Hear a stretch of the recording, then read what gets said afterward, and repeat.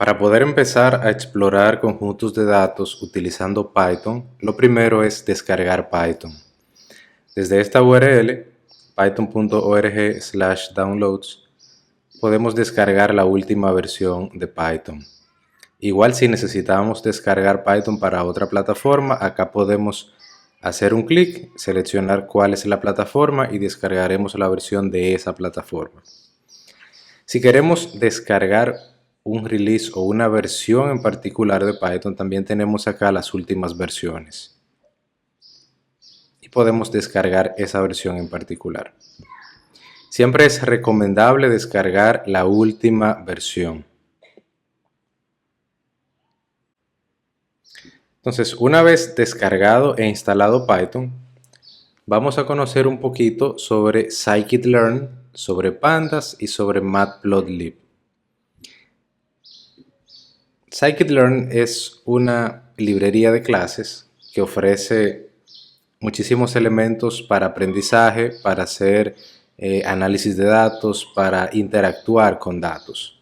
Acá tenemos una guía de uso, tenemos ejemplos que podemos utilizar. Esos ejemplos es básicamente descargar el código y correrlo e ir entendiendo lo que va sucediendo. Tenemos también una comunidad donde hay foros donde podemos plantear cuestiones, temas, preguntas e interactuar con toda la comunidad.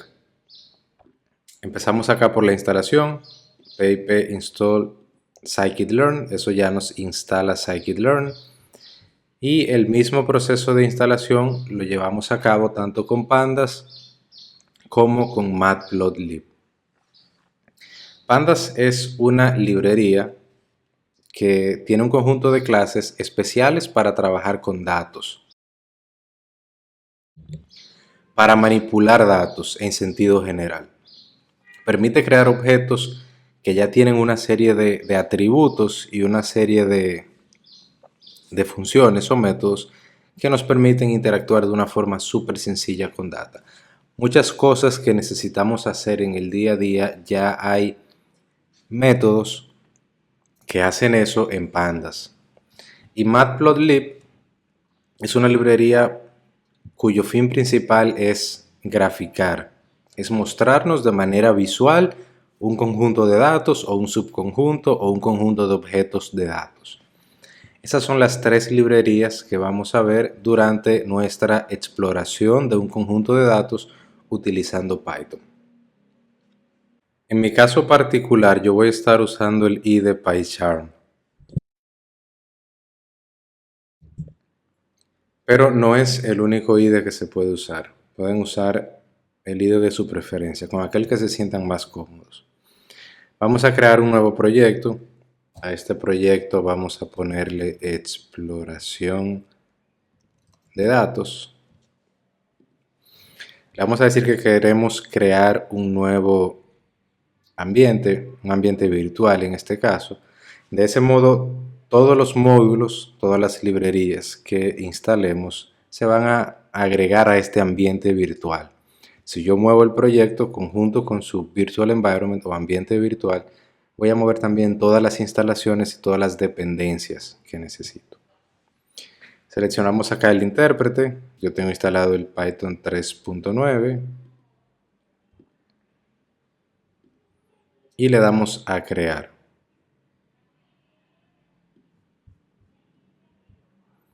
Una vez creado el proyecto, tenemos esto. Tenemos una pantalla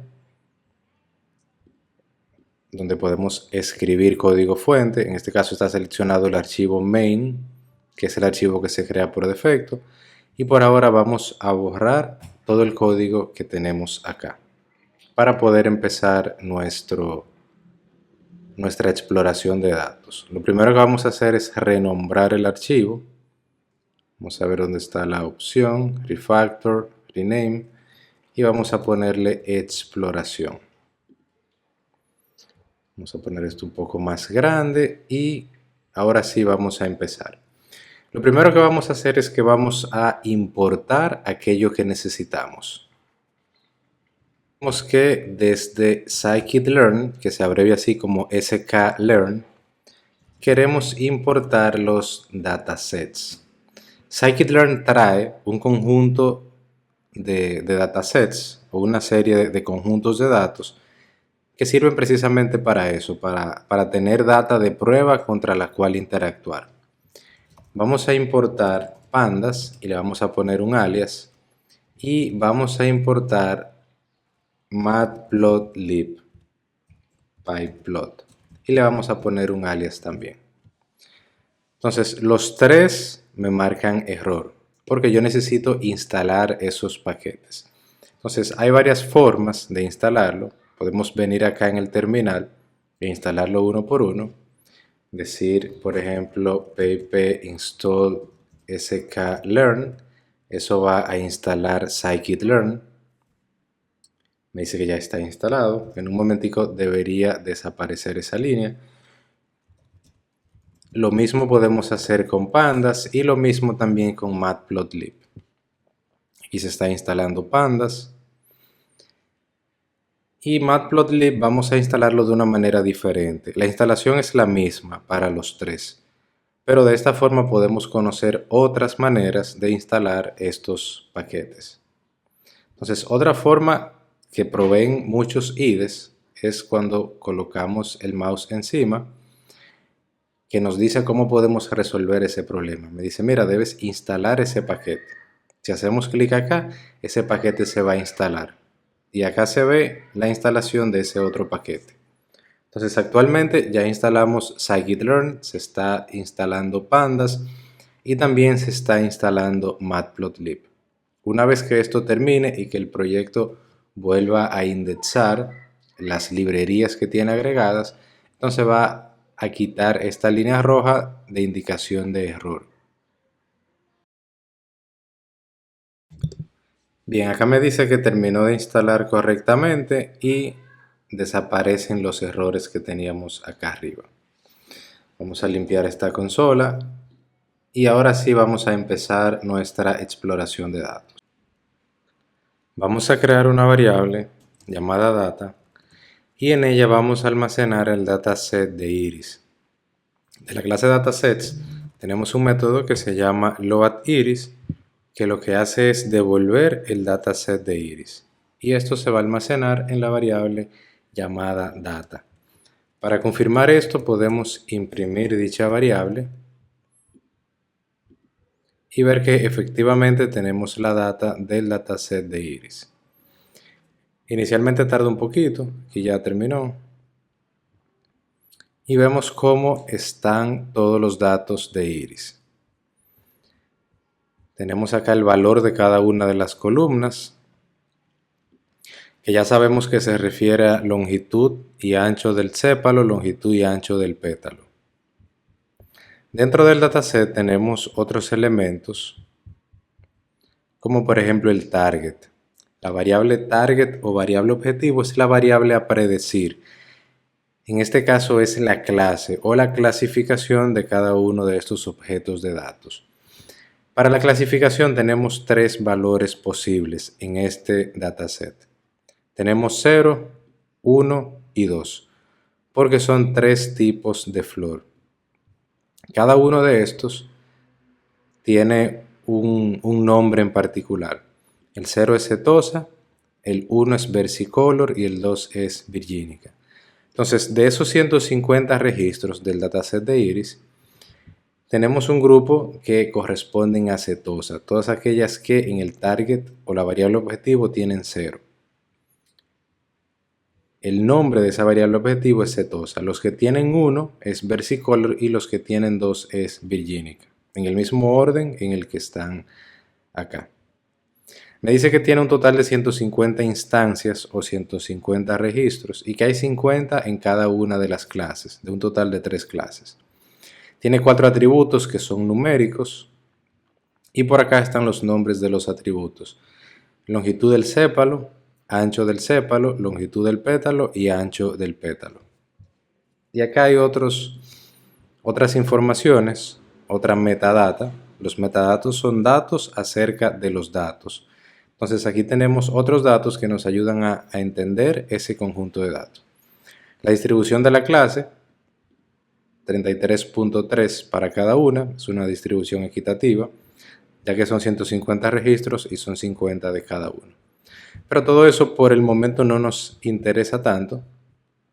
Lo que queríamos comprobar que efectivamente acá tuviéramos el dataset de iris. Bien, lo que vamos a hacer ahora es que en lugar de cargar el dataset completo con toda la metadata, vamos a modificar un poco esto y vamos a agregarlo como un objeto tipo DataFrame.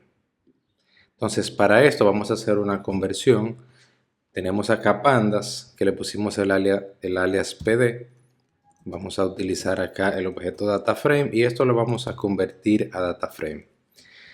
Del dataset de iris solo queremos una propiedad, que es la data. Si recuerdan acá, cuando imprimimos el dataset de iris, esto vino en un formato JSON. Este formato tiene una propiedad llamada data, que es donde están los valores de todos los objetos de datos. Y eso termina acá. Y acá tenemos otra propiedad que se llama target y tenemos otra que se llama target names, etc.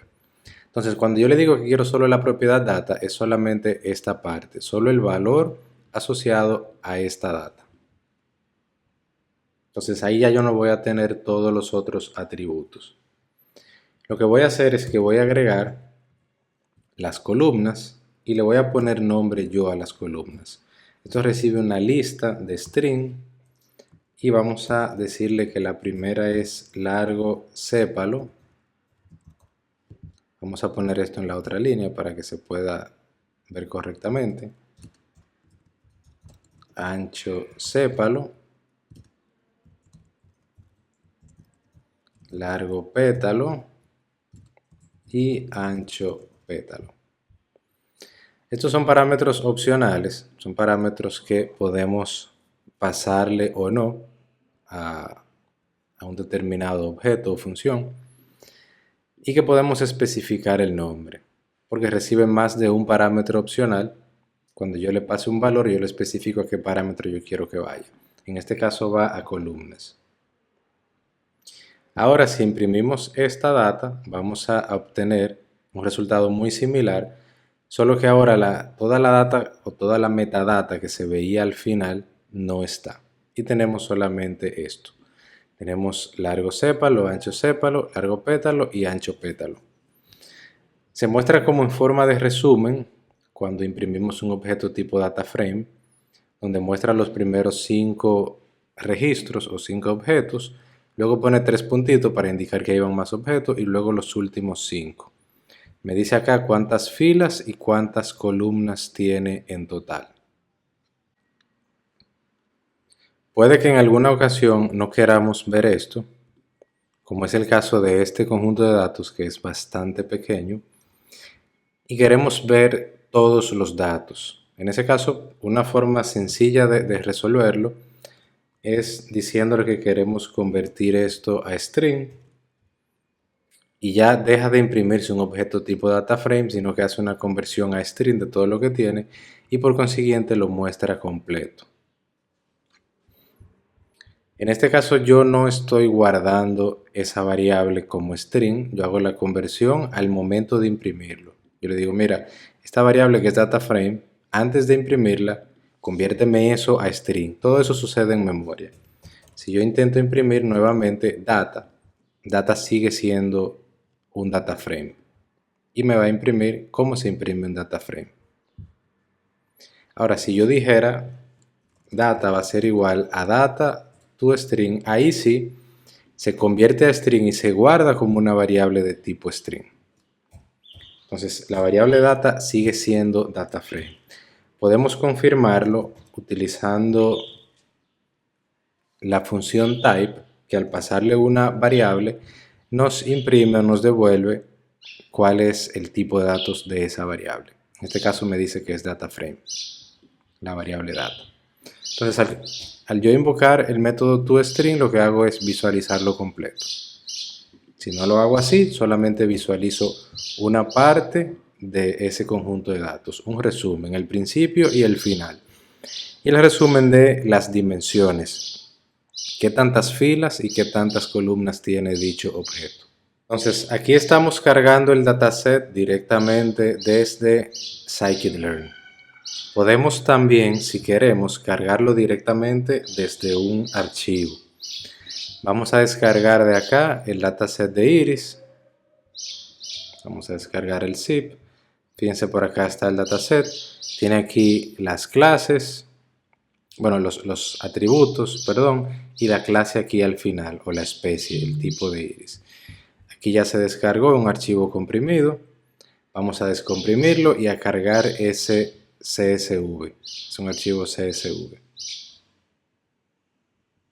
Entonces por acá tenemos el archivo iris, iris.csv. Vamos a ver en Excel dicho archivo. Y vemos que contiene los mismos 4 atributos más la clasificación. Un total de 150 registros, 50 de cada uno. Entonces ahora vamos a agregar este archivo al proyecto. No es necesario, pero para mayor comodidad lo voy a hacer así. Aquí está el archivo, está agregado al proyecto en la misma ruta en la que se encuentra este código fuente. Entonces, en lugar de yo hacer esto, lo que voy a hacer es lo siguiente. Desde pandas, yo le voy a decir que quiero leer un CSV.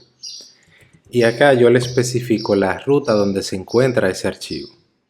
Por ejemplo, si el archivo está en documentos, una carpeta llamada Juan, otra carpeta 01 y luego el archivo iris.csv, así sería el formato. Si el archivo se encuentra en la misma ruta que este código fuente, entonces no es necesario poner la ruta completa, porque ya él está situado en esa misma ruta. Y ahí solamente sería colocar el nombre del archivo con su extensión. Ejecutamos y ya eso es suficiente para leer ese archivo convertido en un data frame y guardarlo en la variable data. Fíjense acá. Bueno, acá los nombres cambiaron porque ya se sustituyeron por los que trae el archivo, ya que yo borré la parte donde yo le especificaba las columnas. Bien, entonces ya hemos interactuado un poco con el archivo, con cómo cargar la data. Ahora vamos a explorar dicho archivo. Vamos a quitar esta parte de acá y vamos a empezar por ver el atributo shape. Eso me devuelve la forma o las dimensiones. Me dice que tiene un total de 150 registros y 5 atributos o 5 columnas. Son 4 más la columna de la clase. Tenemos también info, que me devuelve información general sobre ese conjunto de datos. Me muestra los primeros 5 registros, los últimos 5 y la cantidad de filas y columnas. Básicamente algo similar a lo que se imprime cuando imprimimos directamente un objeto DataFrame. Tenemos también Describe, que me devuelve los estadísticos básicos. Son las principales medidas estadísticas y aquí lo aplica a todos los atributos.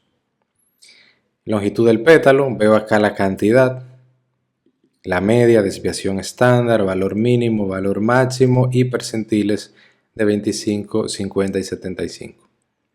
Entonces, para cada atributo yo puedo ver cuál es su valor máximo, cuál es su valor mínimo, cuál es la media, cuál es la desviación estándar, qué cantidad de registros hay. Si alguno no me dice 150, ya eso me va indicando que faltan datos en ese objeto o en ese conjunto de datos. Yo puedo también aplicar el describe a un atributo en particular. Yo le quiero decir data en el atributo ancho del sépalo. Yo quiero aplicarle el método describe. Y ahí se haría exactamente lo mismo, solo que a un solo atributo.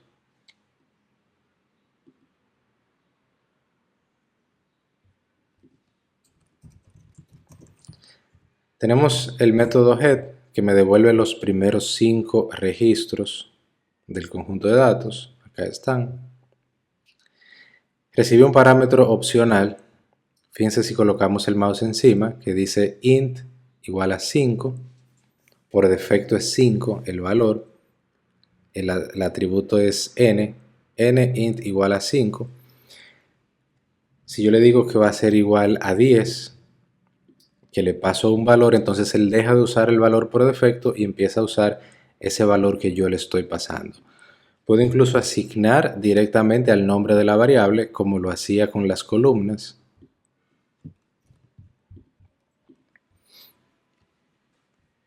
Acá me recorta un poco, son 90, pero me resume, a menos que yo le haga toString, como habíamos visto anteriormente.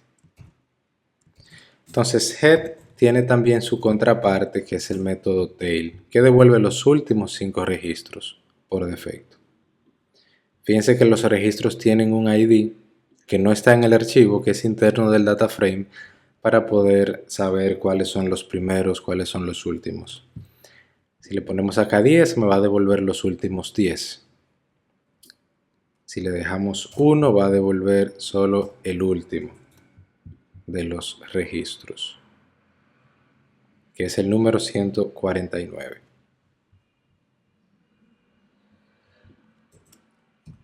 Tenemos también isNA. Ese método me devuelve si hay valores nulos, me devuelve true. En este caso todos dicen false porque no hay valores nulos. A menos que en el primer registro yo quite un valor acá, por ejemplo, y lo guarde y lo ejecute.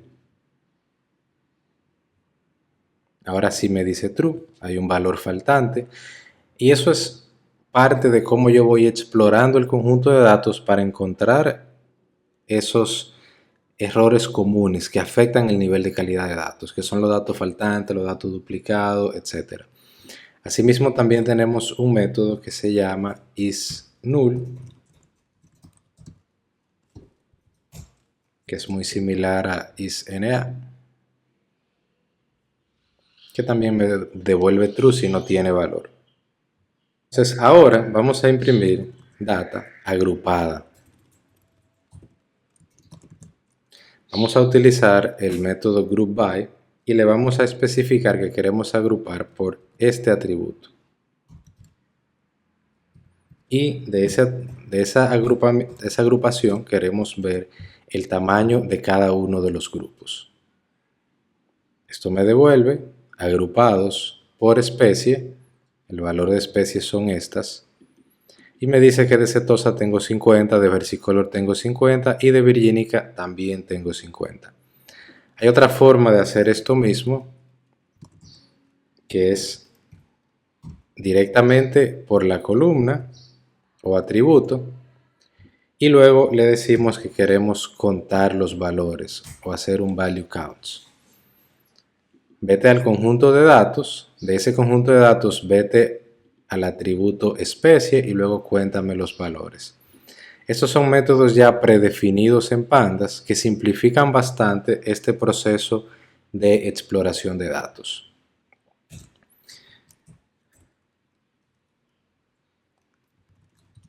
Tenemos un método llamado fillNA porque no es solamente yo identificar dónde faltan valores, sino que yo también puedo completar esos valores. Y yo le voy a decir que todo lo que tenga valor nulo lo complete con 99, por ejemplo. Vamos a ejecutarlo y esto debería completarse. Déjenme cerrar el archivo y cargarlo de nuevo.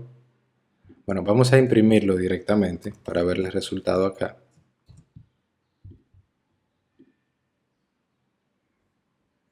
Y vemos cómo esos valores faltantes ya los estamos completando. Recuerden que completar un valor faltante nunca debe ser al azar. Debe ser el proceso de un análisis, de poder uno extrapolar ese valor faltante y poder deducir cuál es el valor que va ahí o un valor muy cercano. Si no, lo más recomendable es dejarlo vacío. Tenemos un gran conjunto que tiene iris setosa, versicolor y virgínica.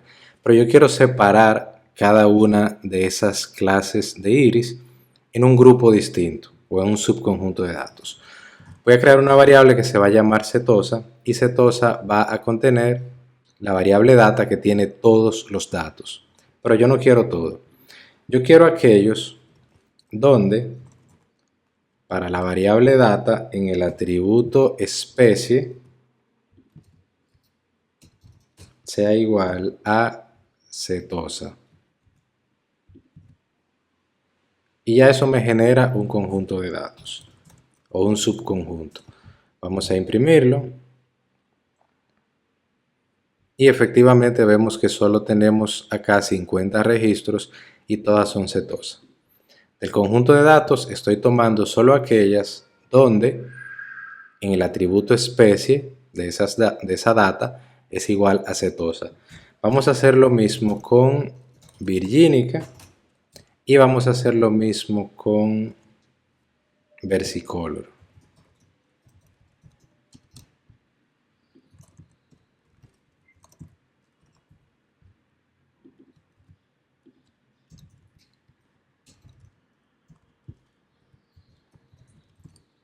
Virgínica y por acá debajo versicolor. Vamos a copiar y pegar para más rápido. Tenemos setosa, virgínica, vamos a ver la virgínica que me devuelve, está bien, y versicolor, está correcto también. Entonces tengo ya 3 conjuntos de datos. La idea de separarlo es poder hacer una pequeña gráfica donde yo pueda ver los objetos de cada uno de esos conjuntos. Vamos a ir quitando un poco este código. Y vamos a crear una gráfica para setosa. Vamos a utilizar el método plot. Y lo que vamos a hacer acá es que le vamos a pasar varios atributos. Recibe muchos parámetros opcionales. Yo voy a utilizar el parámetro X, el parámetro Y, porque quiero hacer una gráfica en un plano cartesiano. Quiero hacer una gráfica de dispersión. Necesito identificar el tipo de gráfica. Y ya con eso es suficiente. Entonces, en el atributo X yo le voy a pasar la longitud del sépalo. En el atributo Y le voy a pasar el ancho del sépalo. Y en kind vamos a elegir scatter o dispersión. Entonces vamos a utilizar ahora del matplotlib, que tiene un alias llamado plt, el método show para que me muestre esa gráfica. Vamos a ejecutarlo y eso ya debería generarme una gráfica. Aquí apareció la gráfica y esos son todos los objetos de setosa. Podemos ver cómo cada objeto de datos se ubica en el plano cartesiano de acuerdo a los valores que tenga en esta variable o dimensión y en esta otra variable o dimensión. Acá tenemos un objeto que tiene aproximadamente 4.5 en la variable ancho del sépalo y aproximadamente un 1.5 en ancho del sépalo.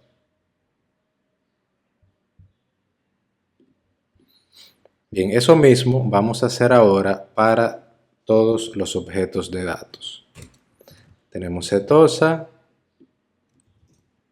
versicolor y por último virgínica. Todos en base a las mismas variables. Entonces lo generamos, vemos acá que me generó 3 gráficos. Déjame pasarlo a esta pantalla. Acá tenemos los 3 gráficos y podemos ver el comportamiento, la proximidad de los objetos de datos, qué tan parecidos son.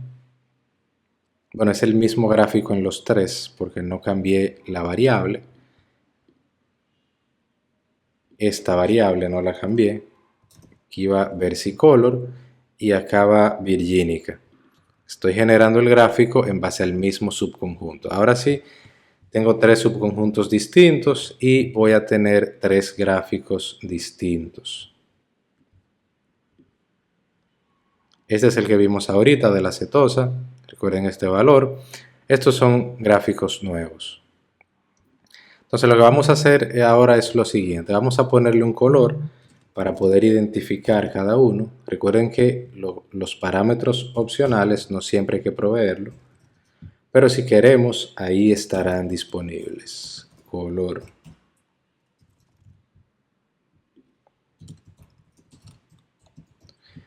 Tenemos rojo, verde y azul. Setosa es el rojo, Versicolor el verde y Virginica el azul. Acá tenemos las tres gráficas. Perfecto. Eso nos va dando ya una idea de la distribución de esos datos. Entonces vamos a hacer algo ahora. Vamos a crear un subplot y combinar todas esas gráficas en el mismo plano cartesiano. Creamos el subplot y a cada una le vamos a agregar un atributo llamado axis, que se abrevia como AX. Y le vamos a poner acá este subplot para que todas pertenezcan al mismo axis o al mismo plano cartesiano. De esa forma no me van a generar tres gráficos independientes, sino que va a salir todo en un mismo gráfico, para que sea mucho más fácil de entender y de interpretar.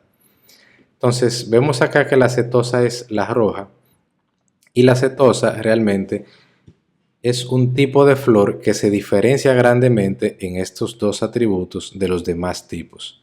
Entonces hacer una clasificación en base a esos dos atributos va a ser muy efectiva cuando el objeto de datos sea setosa, sin embargo no tan efectivo cuando sea versicolor o virgínica.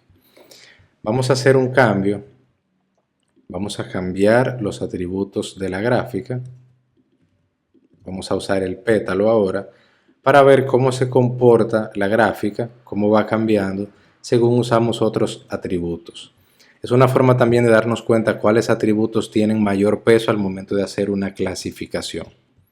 Y aquí vemos que la diferencia en cada tipo de flor es sumamente marcada cuando se trata del pétalo. Entonces el pétalo es muy diferente en los tres tipos de flor.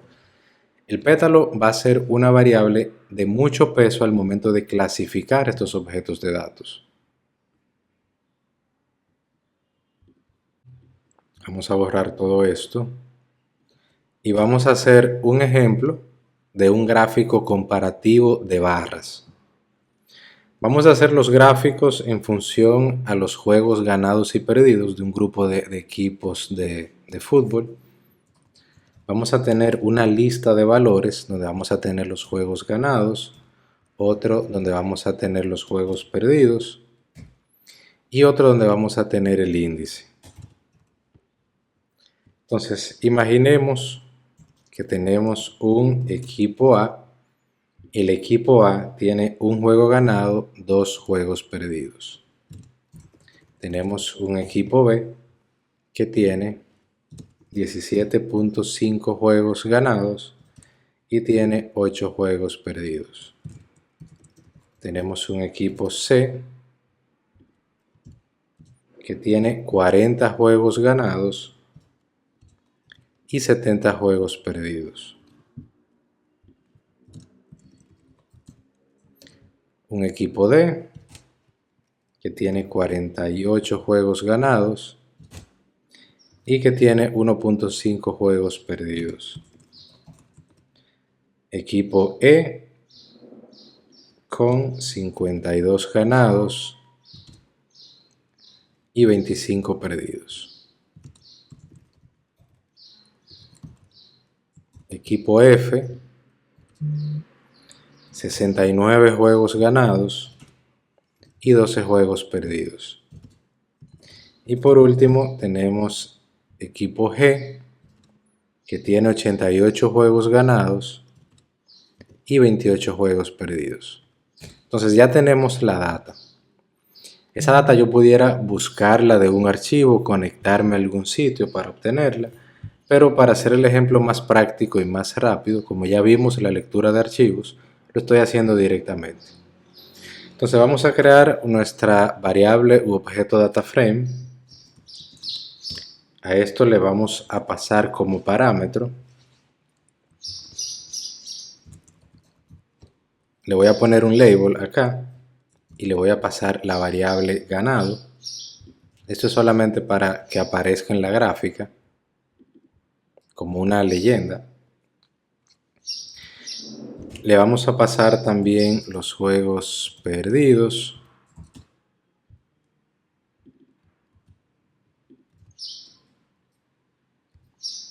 Y por último le vamos a pasar el índice. Y el índice va a ser igual a esta variable que se llama igual. Listo. Entonces ahora vamos a crear nuestro axis. Vamos a decir que eso va a ser igual a esta variable. Y vamos a ejecutar el método plot específicamente en el atributo barra.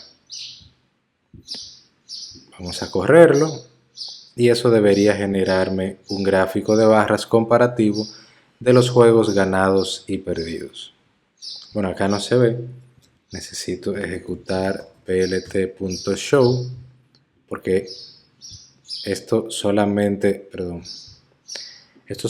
genera el gráfico y con el plt.show es que se visualiza. Entonces acá tenemos el gráfico de todos los equipos, equipo A, equipo B, equipo C, D, E, F y G, ganados y perdidos. Hay hay tres listas de datos. Una tiene todos los juegos ganados, otra todos los juegos perdidos y otra todos los nombres de los equipos. Acá hay un atributo que se llama rot, que viene de rotación, rotation. Lo vamos a poner en 0 para que el nombre no salga así rotado y salga en horizontal. Equipo A, B, C, D, E, F, G. Bien, entonces hay otros atributos que pudiéramos usar aquí. Por ejemplo, pudiéramos usar el stack.